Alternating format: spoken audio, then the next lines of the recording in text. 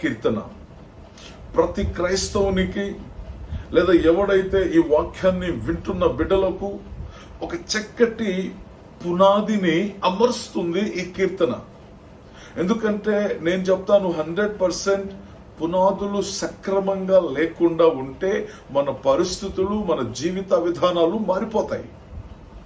దేవుని వాక్యం చెప్తుంది, ఎవడైతే దేవుని మీద, దేవుని వాక్యం మీద ఆశ పెట్టుకుంటాడో దేవుడు వారిని 100% ఆశీర్వదించాలనే దేవుని యొక్క ఉద్దేశమై ఉంది.